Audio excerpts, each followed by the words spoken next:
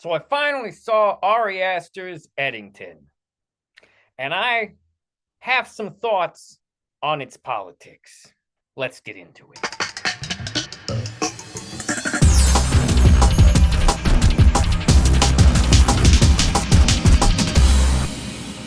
Before we get into my review of Eddington, I just want to say to you, if you're watching this video, please consider liking, sharing, subscribing, and commenting. Even if that comment is just, hey, that guy painting his nails, what an F-slur. That probably won't show up on YouTube because of the censorship. But feel free.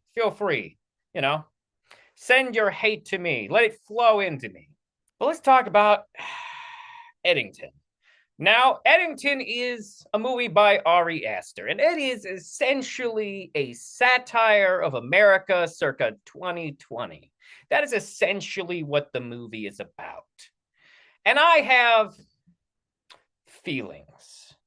To put my preposition up here, Eddington is an interesting satire because it wants to punch in all directions. And some of the directions it punches in are more fruitful than some of the other directions it punches in.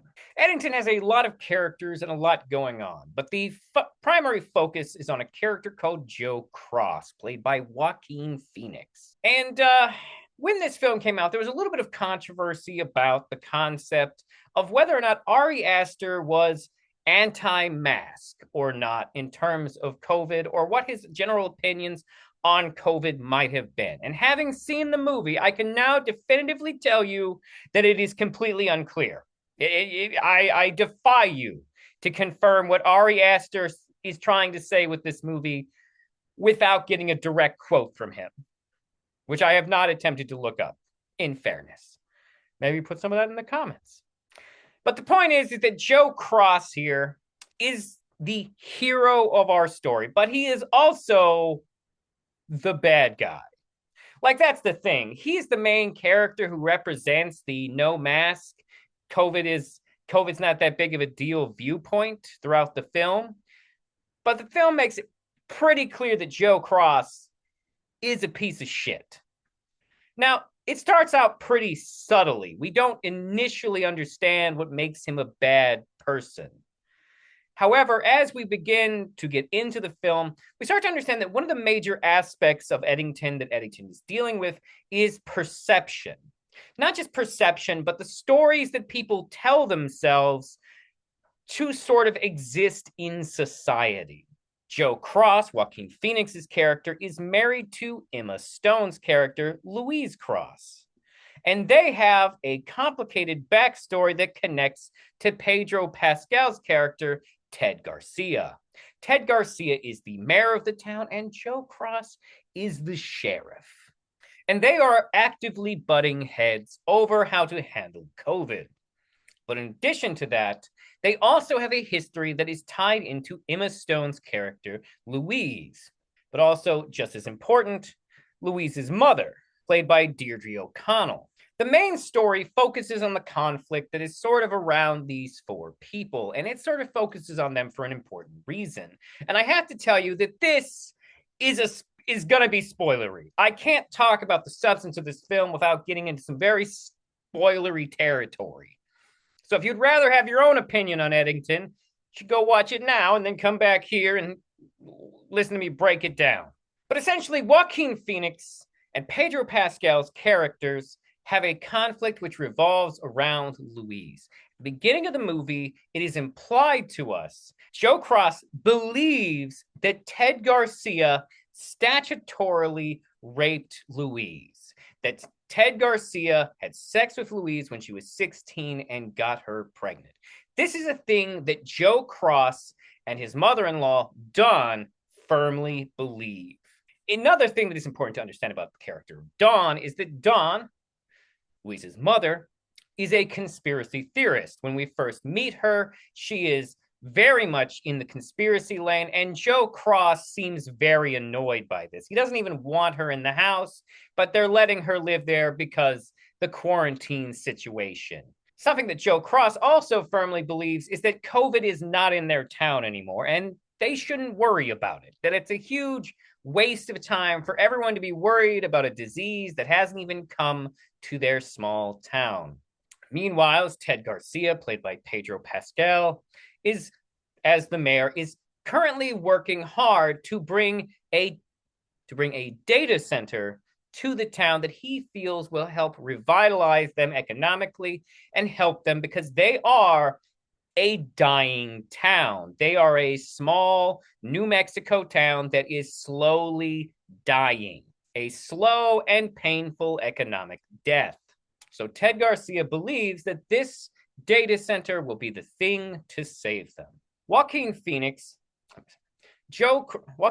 character, Joe Cross, is obviously always butting heads with Pedro Pascal's character. And everyone sort of knows it's an issue. Whenever police attention is needed by Ted Garcia, people, essentially his fellow police officers, will be like, hey, we should probably handle that, right? You're not going to go check that out. You want one of us to go check it out. And ultimately, every time, Joaquin Phoenix's Joe Cross will decide to be the one to check it out.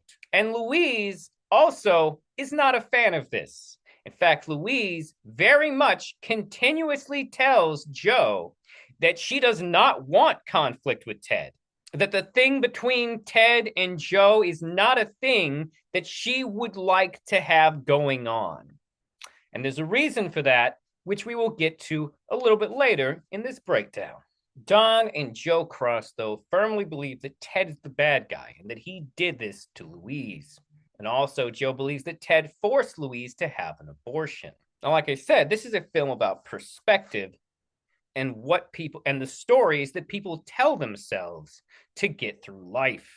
Another thing that we are shown earlier about Joe Cross is that he is in direct conflict with tribal police who work on the local Native American reservation. Officer Butterfly, played by William Ballou, who does a good job, by the way. Joe Cross ultimately decides, after a couple days of struggling and hating the whole masking situation and believing that masks are somehow creating this environment where people are being shitty to their neighbors, decides that he is going to run for mayor and beat Ted Garcia. Now, this is where things start to get interesting for two reasons.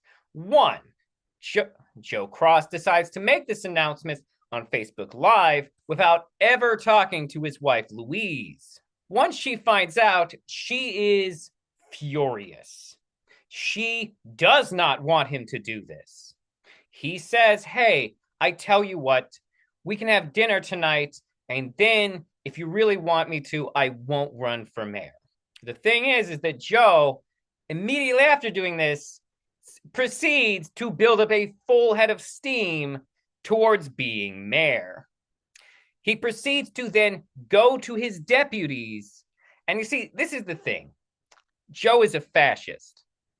Because Joe, at every moment, does two things. He never thinks about what he is going to do, and he always abuses any power that he has. He immediately puts his deputies onto running his campaign, something that I don't think you can do, by the way. But we are shown that Joe is perfectly ready to abuse his level of power that he already has. The next major event is that whenever he arrives home to have that dinner with his wife, he prepares a two-person dinner, only for his wife and his mother-in-law to show up with Austin Butler's character, who I will note I did not recognize at first. But Austin Butler plays a character named Vernon Jefferson. And Vernon Jefferson is interesting because Vernon Jefferson is clearly meant to be a combination of people like Russell Brand and Alex Jones, but with a little bit darker QAnon element to him. Austin Butler's character proceeds to share his story about how he was human trafficked by rich and wealthy people to sexually abuse and be hunted for sport, and how he escaped because one of his abusers fell in love with him. Now, the thing is that Joe Cross does not believe him, but Louise does. The movie is pretty clear about the fact that Austin Butler's character is just a cult of personality cult leader.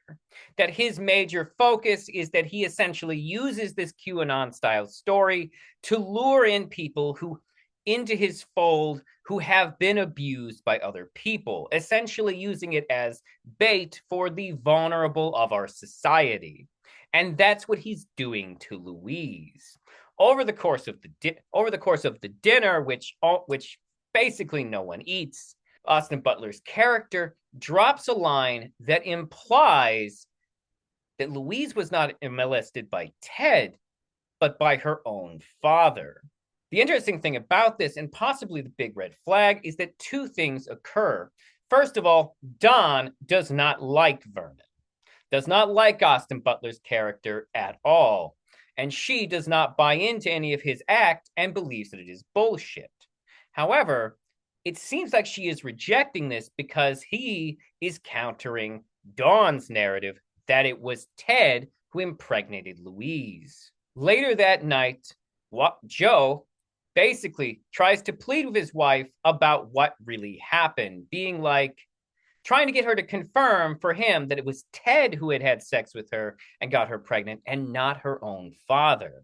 Louise does not respond. She pretends to be asleep. And who knows? Maybe her response would have changed things. But Joe Cross, even though he has been given this seed of doubt, something that might undermine the narrative of his mind, proceeds to power forward. At a campaign meeting, he puts himself on tape calling Ted Garcia a statutory rapist, and that he forced his wife to have an abortion, and proceeds to try and use that as the cornerstone to his campaign. Did I mention that this is all meant to be kind of funny? Because it is. It's also dark and cynical and a little creepy. And it's also one of those movies where it's just going to get crazier the further it goes on. He releases this video without ever consulting his wife, Louise, and without even considering how she might react. In fact, this is something that is clarified to us by the movie when he actively says things like, "Don't think about it, just post it," to different people at different points in the movie. He is constantly going off half-cocked. He is constantly not able to control his emotional response. And he is constantly only digging himself deeper and deeper into problems. We haven't even gone off the rails yet, because we will. After he releases this video, his wife leaves him. Straight up joins the cult and gets the fuck out of there. Does not want to have anything to do with him, which is pretty understandable. The next day, she proceeds to release her own Facebook Live video where she basically says, Ted Garcia never had sex with me. That she proceeds to say that that is a fictionalization created by her mother and her husband. And frankly, I kind of believe her.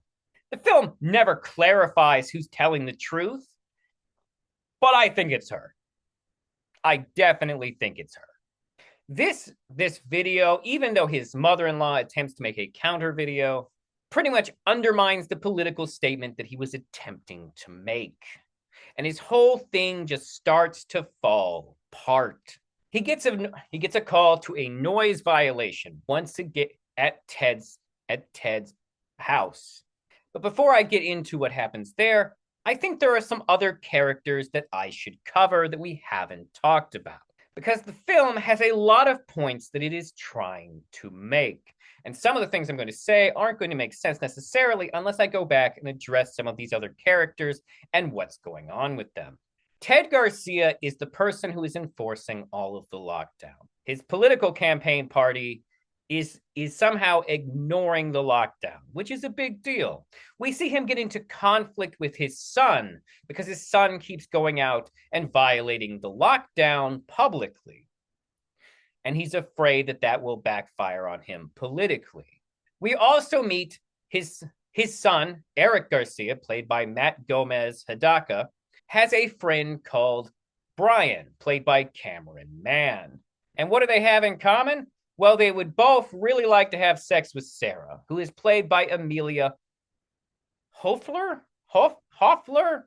Hafferl. I don't know how to say her name. And Brian proceeds to start to get into politics specifically to try and impress Sarah. Specifically, he tries to show that he is as woke and Black Lives Matter orientated as she is. So Brian's character with Sarah start to engage politically and start staging protests around Eddington. None of them are very serious protests, even if many people in the town start to refer to them as riots. We also should talk about the sheriff and his two deputies. We should also talk about the two deputies. Luke Grimes plays Guy, and Michael Ward plays Wait, is that right? Is his character really just called Michael? But we'll go with it for right now. Michael and Guy are the two sheriffs. Michael is black, Guy is white. That'll be important later. As the Black Lives Matter activists slowly start to escalate in the town, I will say, I have to make this comment. I get the satire that Ari Aster is going for here. The kid doesn't actually believe in the causes that he's trying to do. He's just doing them to try and get with this girl. I don't know how valuable this satirical point really is to the grander scheme of things, but it does pay off in a really cynical turn at the end, which we'll get to. Slowly, the Black Lives Matter protests that they start to stage start to grow in size and start to have protesters from outside the city start protesting at them. One of the big things that's going on is that Michael Ward's character previously had a relationship with high school girl Sarah. It's never completely clear how far their relationship ever went. Michael makes it seem like the interest was mostly on her side. And that is possibly true. She seems really into Michael, though, and really wants him to join them on their Black Lives Matter protest because he is like the only black guy in town and is constantly telling him that he should be joining them instead of the police. You may now notice that my quality of audio has suddenly improved because I just remembered to plug in my fucking microphone. The parallels of Michael's teenage relationship with the accusations against Ted Garcia and how they are handled in the film is interesting to say the least. But let's continue. Let's get back to the point I was in the plot. Essentially, Joe Cross gets called out to Ted Garcia's for a noise violation. He shows up, the music is playing too loud. He shows up without a word. He goes, he unplugs the music. Pedro Pascal proceeds to plug the music back in and then slap him in the face. Joe walks out. Of course, we understand that Pedro Pascal has slapped him in the face because he publicly accused him of being a statutory rapist, which makes sense. If someone did that to you and they suddenly were at your house unplugging your music, you'd probably slap them in the face too. So how does Joe process this? I don't know if you can hear my cat. Meow. Well, this is where the film starts to escalate and then kind of goes off the rails. Another character that I haven't mentioned up to this point is that at the beginning of the film, we are introduced to a homeless man named Lodge. And I will be honest here, the actor who plays Lodge is almost unrecognizable from his headshot to his character in the movie. But essentially, the character Lodge is a homeless man who's going around the town saying crazy things, causing disturbances, and coughing on everything. The film heavily implies that this homeless man has COVID. After being slapped in the face, Joe Cross drives downtown and witnesses the fact that Lodge, this homeless man, has broken into Ted's bar, because Ted also owns a bar. The homeless man is in the bar drinking and saying crazy stuff. Joe gets out of his car, walks up, steps through the broken door into the bar, and shoots the homeless man dead. He then proceeds to take the body and dispose of it kind of semi-poorly. He puts him in a trash bag and floats it down the river. Doesn't seem to attempt to sink it. He then proceeds to get a sniper rifle and assassinate both Ted and his son, Eric. He shoots them from far away, and that's story relevant because what he may not realize is that he shot them from land on the Native American reservation. This gives the officers from the reservation cause to also investigate the crime because they found the bullet casings within their jurisdiction. But Ted is dead. And Joe, of course, has to try and cover this up in some way. So what does he do? He spray paints some Black Lives Matter and Antifa slogans at the site of the murder. And when he's investigating himself, actively points it out as being Antifa stuff, actively trying to frame Antifa for the murder of Ted Garcia. And frankly, this is where the movie started to lose me. This was where the movie basically started to feel like I was watching an episode of South Park directed by the Coen brothers. The cartoonish way in which Antifa is handled in the film is so exaggerated. I genuinely spent a good portion of the film going, wait, is this real? Is this really happening? What is the reality? There is still a part of me that, up until the very end, there was a part of me wondering, but like, Joe's just freaking out, right? This is some type of psychological thing where he's just going around shooting random people, right? But the events of the conclusion suggest that no, everything I'm about to describe happens. Throughout the film, we see people watching videos of Antifa having shootouts with the police, which I don't know if you've ever Googled this, is actually not super common. And none of the footage that is shown is real. In fact, if I have to criticize one thing about this movie, it is that I kind of think that Ari Aster never bothered to look up anything about Antifa. Antifa here is a comical terrorist organization with huge power that once they see that someone's trying to frame them for this murder, immediately go there to try and get revenge on whoever is framing them, including a shot of them like loading guns into a private airplane. I'm fucking not kidding. There's a part of me that watches this and wonders, is this a South Park thing? The idea of Antifa, is Antifa in this film deliberately shown as cartoonish? Is that the point, that it's stupid? I don't know. And this is where the satire starts to break down for me. It's not clear to me what the film is trying to say about Antifa because it doesn't seem grounded in any reality.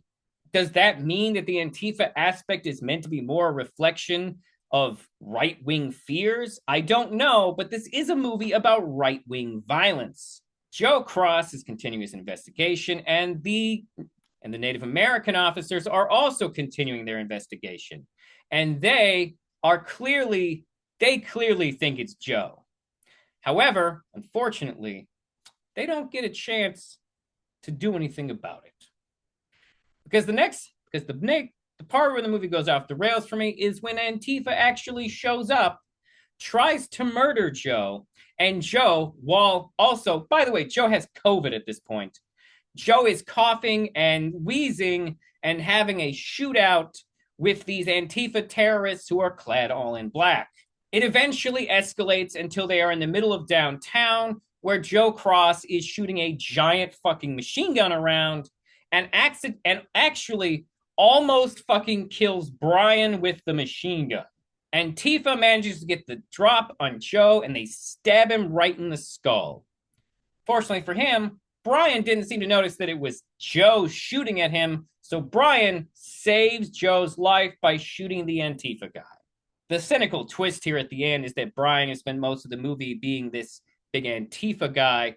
This is a really important thing I almost forgot to say. Brian's character, prior to the murder of Eric and Ted, the Brian character sends a text message that shows Eric Garcia making out with Sarah to Michael Ward.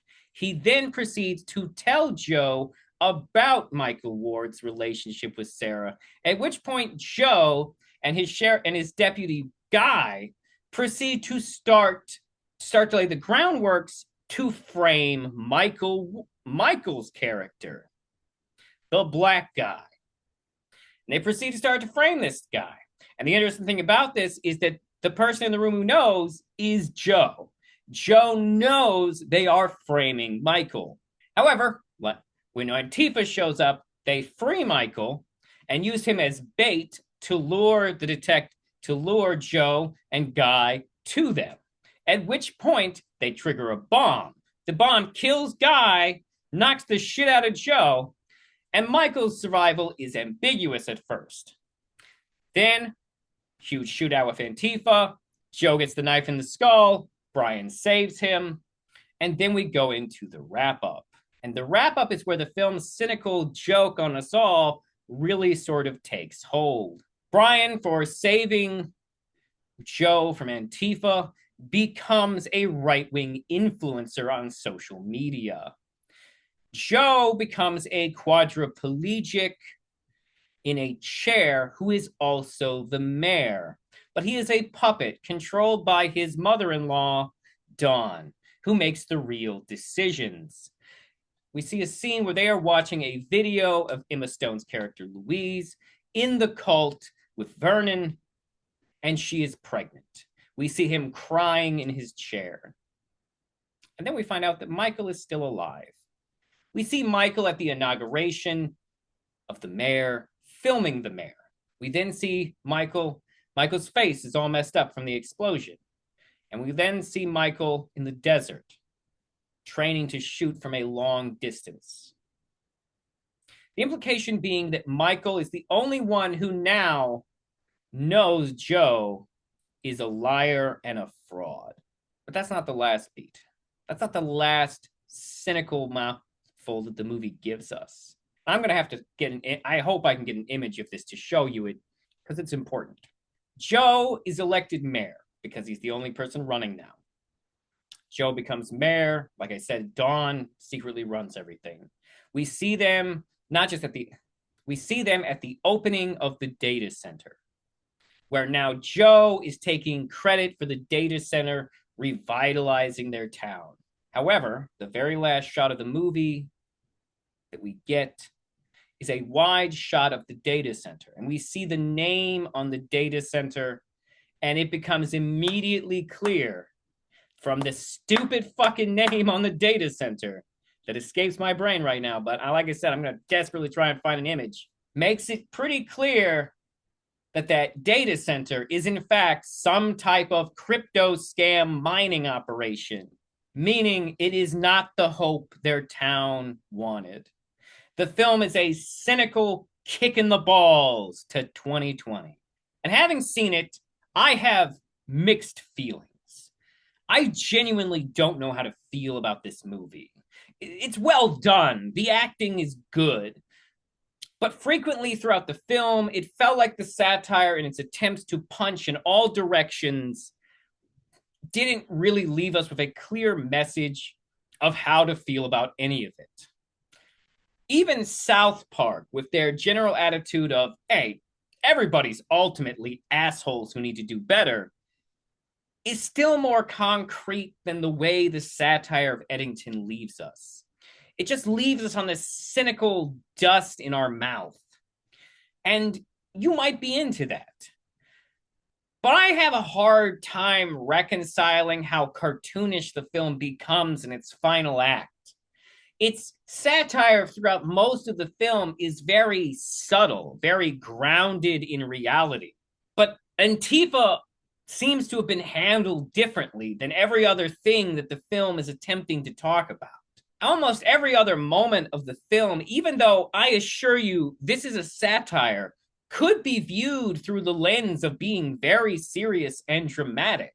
And then the Antifa thing happens, and it's like, well, this is a fucking cartoon now. Oh, by the way, the indigenous officer dies in that shootout, thereby not being able to catch Joe as the criminal. It's a cynical sort of open end, implying that Eddington isn't done with this story, even if the movie is. So what does it mean? What does it stand for? I don't know. I'd have to see what Ari Aster says it means. Ari Aster's own quote on the film doesn't really give us anything, doesn't really tell us anymore. Quote, the film is about a bunch of people who care about the world and know that something is wrong, says Aster, who wrote and directed Eddington, of its take on the recent era's brewing distrust. Ari Aster also has statements about how the film is about how our minds have been colonized by social media. And in fairness, social media is a big part of the film. Joe is addicted to social media. His mother in-law is addicted to social media. Brian's addicted to social media. A lot of people in the film are addicted to social media. Does AI know what this movie's about? Well, according to AI, the message of Eddington is a dark and complex satire about the ideological divisions, extremism, and the distorted realities created by modern technology and misinformation. The film critiques how people become disconnected and radicalized, driven by a need for control and belonging, ultimately suggesting that the lines between fact and conspiracy, online and offline, have become dangerously blurred, leading to the societal chaos. The title is a reference to the astronomer who proved the sun bends light, which serves as a metaphor for how the town's warped perception of reality is shaped by the hidden forces of the algorithm. Okay, well, AI, that's as good an explanation that I can find about what this movie is about. It's a movie about what's wrong, but it doesn't really have any solutions. Honestly, there's a part of me that likes this movie. There's another part of me that does think it goes kind of off the rails at the ending. And that some of the elements of the ending also feel like they muddy the water on what the film is trying to say. But hey, if AI is correct, I'd buy that for $1. Anyways, thank you for tuning in. I hope you enjoyed hearing my thoughts on this film. It's interesting. It's an interesting film. I don't think it's as well put together as One Battle After Another, but it does have some things in common. One Battle After Another is obviously funnier. One Battle After Another is also kind of about horseshoe theory, and Eddington is about how social media warps our minds and how misinformation leads to problems, which kind of makes sense. I'm glad. Thanks, AI. You helped out more than Ari Aster did. But then again, for all I know, this is just AI combining a bunch of different reviews from different people. And it's ironic that I would use AI to comment on the message of this film if the AI's interpretation is correct. Because for all I know, the AI is feeding me misinformation. Anyways, thank you for tuning in. Please like, subscribe, comment, and have a wonderful whatever, wherever, whoever you are.